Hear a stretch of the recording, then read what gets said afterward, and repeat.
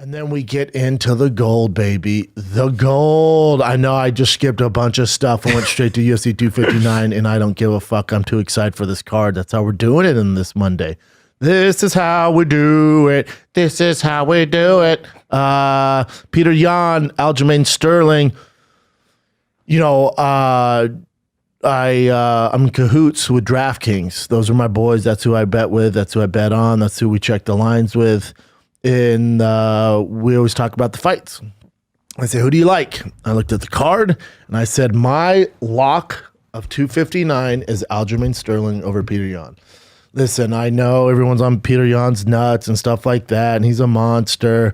I just think, pound for pound, Aljamain, when all said is done, is a better fighter, more athletic, has more tools. I just think it's his time. I really do. I think he gets it done against Peter Yan. I think he gets it done. I think I could even see like a fourth round submission. You know, Peter Yan's a boxer who has really good takedown defense and decent wrestling. And, he's pretty good with the leg kicks. Not his thing. His hands are his thing. I don't think he has enough tools. Even though his pressure in boxing is creme de la creme, I don't think it's enough to get it done against Aljamain Sterling. Is Aljamain still a underdog on that, Chin? I'll check right now. When I made my picks last week, made it a week ago. I had Aljamain as my lock of the week. Yep, underdog minus plus 100. 122, plus 100. So he's plus 100. Yep, I think Aljamain gets it done. I just think he has more tools to get it done. I think it's his time, and then you're going to get my boy Corey Sandhagen in a rematch against Aljamain. He had a slip up. Aljamain did put his toes in the cage to get his back. That's whatever. Tomato there. But the rematch, I think, would go a little different. My boy Corey Sandhagen, the Sandman, Denver's finest, Aurora's best, has learned from it, has more confidence, and won't make the same mistakes, and that's a motherfucking title shot. Corey versus Aljamain is a ridiculous fight, especially a rematch. The first one, just wash that away. You know, he made a mistake, got choked out in like fucking 40 seconds. Yeah, Aljamain, Peter Yan, I got Aljamain. Co-main event, doesn't knock my hair back like the other ones, but it is what it is. That's the women's featherweight division. Amanda Nunes, Megan Anderson. It's just insulting how big of an underdog Megan Anderson is. It's tough for Amanda Nunes. It's like she's hanging around. Are these like fights that we're gonna remember? Are these legacy fights? Not knock on Megan Anderson. It's just there's just not much competition there. To me, this is the same case with like the argument of Serena Williams being the greatest athlete of all time. Really? Who's her competition? There might be one or two that may give them some fritz. Outside that, it's a walk in the park, man. There's a reason why the odds are like that. It's not for you to bet on Megan Anderson, them trying to get your money. It's just they think this is a for sure bet. She's minus 1250. That's fucking insulting. So unless Amanda Nunes, now that she's a mother and she just doesn't want to train as hard and she's not into it, I could see Megan Anderson, who's, the larger girl, the longer limbs. I don't know where she's better at her that, in any capacity. Striking, no.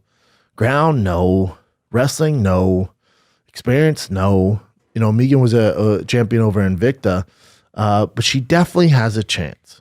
And if you're feeling froggy and you want to see what happens if you put $100 down to win $750, or you put a grand down, you're going to make a shit ton of money. Do it. Be a baller and fucking do it, man. But that, it's hard to get excited for someone who's a 1,200 favorite. All right, UFC. So with Amanda Nunes, it's kind of like, what is she sticking around for? Does this add to her legacy? I don't know. I guess if it's back and forth is like a war, it would, but when you're minus 1,200, all right. I guess give us this between these two. I guess do that. I'd love to see Kyla Harrison get in the UFC. That could be a legacy fight because she's going to go on to dominate women's fighting after this. So, why not mix it up with her? I don't know what her contract's over in the PFL. I know she went over in Invicta and beat some poor girl up. Yeah, pretty open.